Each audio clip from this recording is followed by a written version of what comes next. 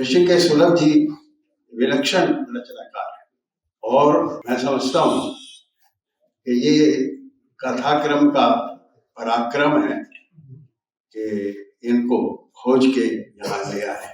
हिंदी साहित्य में नाटक एक ऐसी विधा है जो एक दुखती रग है और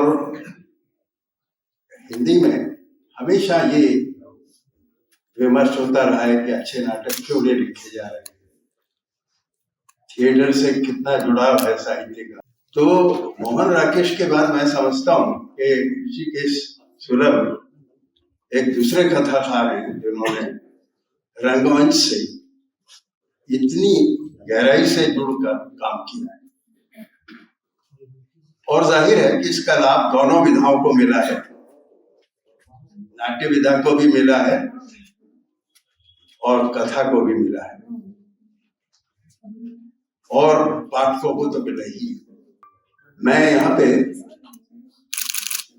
सिर्फ एक बात कहना चाहता हूँ, वो आप लोगों में से कुछ लोगों के लिए हो सकता है कि नई हो। कथाक्रम को 30 वर्ष हो गए हैं और शैलेंद्र सागर जी बहुत ही निष्ठा से और एक सातत्य है इसमें और इसको जिस तरह से वो करते रहे तो इसका हम लोग जितना इनका साधुवाद करें उतना कम है। आज मैं यही सोच रहा था कि 30 साल से पहले क्या था और कहां से ये शुरू हुआ, ये मैं आपको बताना चाहता हूं।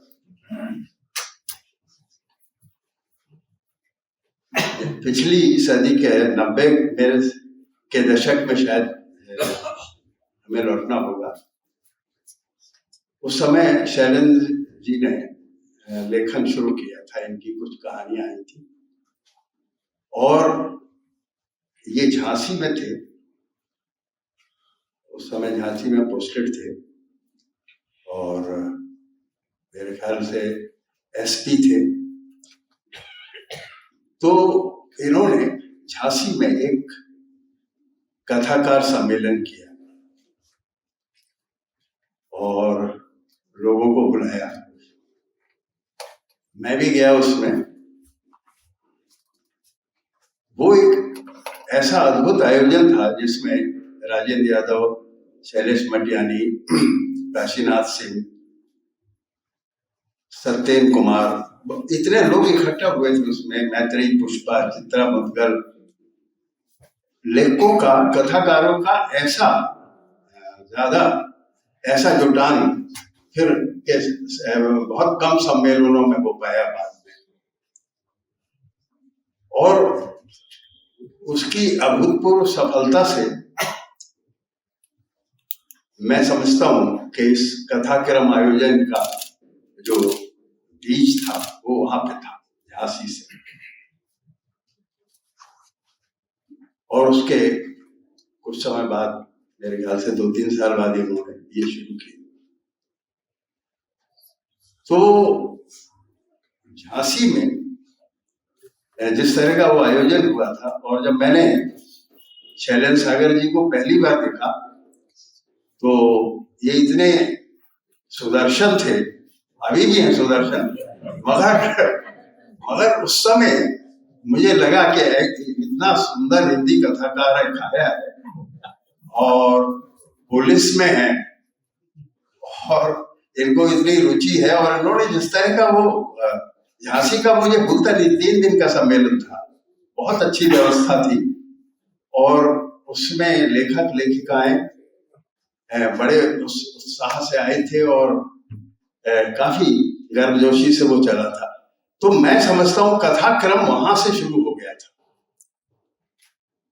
और कितना देखिए विकास होता है चीजों का, इस तरह से होता है। मगर इस सब के पीछे इनकी लगन है और साधना है और पता नहीं क्यों इतना ज्यादा इनका उत्साह है जो मंत्र पढ़ने का नाम ही नहीं लेता। कोविड आ गया, ये आ गया। एक बार तो ये हुआ कि अच्छा, ये आग्रह बहुत ज्यादा करते हैं आने के लिए और मैं आना था, सब कुछ था और नोटबंदी हो गई। कथाक्रम का जो आयोजन था उससे 2 दिन या 3 दिन पहले नोटबंदी हो गई। तो मैंने इनसे फोन करके कहा कि मेरे पास जो है 500 के 1000 के ही नोट है यहाँ पे, और इससे आना सब, इसको कोई लेगा नहीं अभी। तो इन्होंने कहा कि भाई किसी तरह आ जाइए। तो मतलब मगर ये हुआ कोविड के बाद, जैसे ही था तुरंत इन्होंने किया। तो अगर कथाक्रम गंगा है तो उसके भागीरथ ये। और मित्रों, साहित्य में योगदान खाली लिख देने से या भाषण दे देने से नहीं होता, ये भी बहुत बड़ा योगदान है।